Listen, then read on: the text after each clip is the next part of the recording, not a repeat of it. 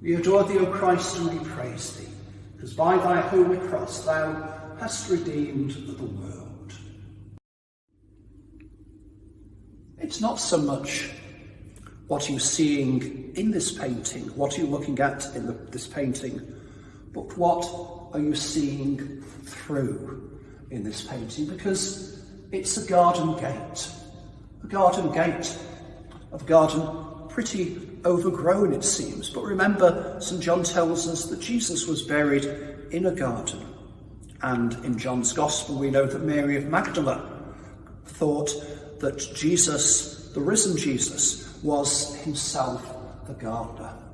What can you see? Flowers in abundance. How often in our stations that we've travelled thus far have we seen flowers showing the image of the light of Christ, the light of love, the light of God, shining in the eyes of all the characters, I think, apart from one, the executioner that we saw a few stations below. But now, these flowers are everywhere, in abundance. A rich harvest has begun.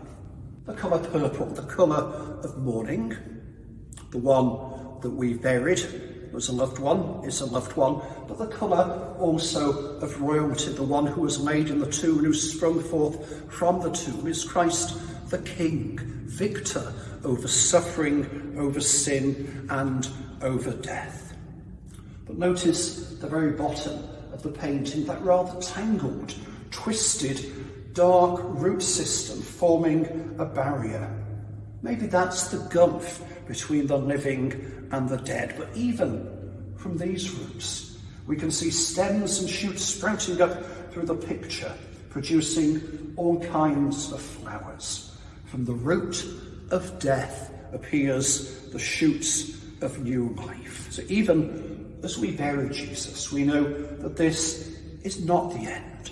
He has risen again. And Adams paints this hope of resurrection for all of us as our eyes look higher up the painting. This painting speaks of new life.